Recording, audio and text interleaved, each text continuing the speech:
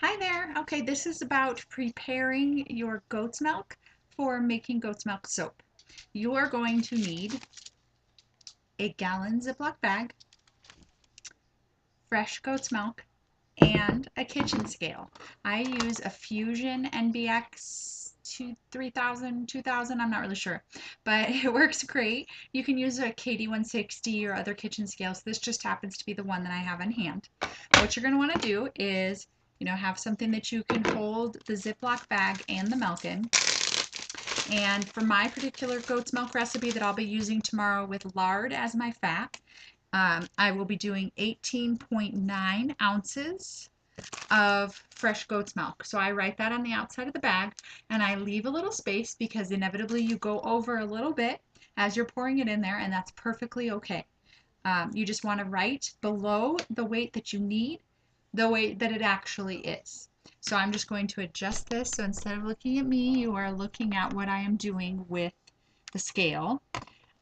So I'm going to take my scale with my little stand on it, stick it here, and stick my Ziploc bag into the scale, or into the little stand holder thing. I'm going to turn it on so that it's zeroed out, even with all of this stuff on it, because we want the weight of the milk, not the weight of everything else. And I'm also checking my mode to make sure that it's on ounces, not on grams or any other unit of measurement. So I've opened up my goat's milk and I'm just going to slowly pour the goat's milk in. I'm going to pour fairly quickly, actually, until I get to about 15 ounces. And then I'm going to slow way down so that I get the ounces correct on this. And I just so happen to get just enough goat's milk in my container to get to 19 ounces.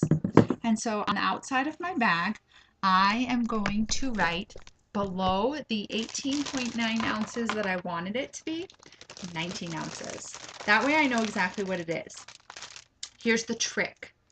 These gallon Ziploc bags, if you're going to be storing them for a long time, they lay really nicely flat in your freezer. So if you can find a spot where you can lay them pretty flat, you're not going to take up a lot of freezer space, which is going to be great. Because I'm planning on using this already tomorrow, I'm just going to write the actual weight on the outside of my bag.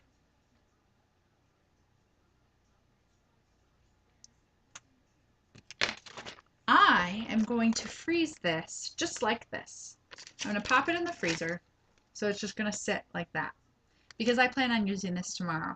But what's going to happen is little folds of the bag are going to occur, and the milk is going to freeze that plastic kind of in there.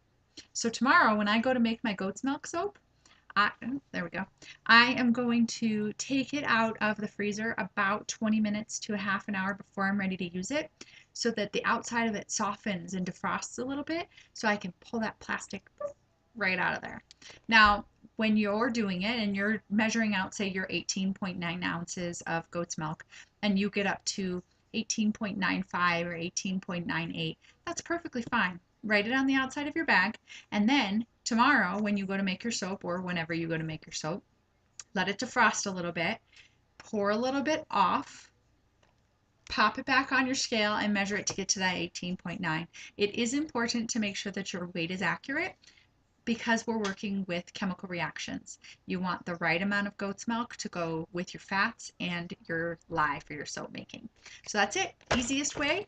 Trust me on this. You don't want to fill this whole gallon bag up and have, you know, 60 ounces of goat's milk in here, and then try to take a hammer to it to break it up to be able to get your chunks of frozen goat's milk. You never get the right pieces. Sometimes you break it too much. Sometimes it goes shattering everywhere. This is the easiest way to do it. Fresh goat's milk in a bag, freeze it at the appropriate weight that you need for your recipe, and you're good to go.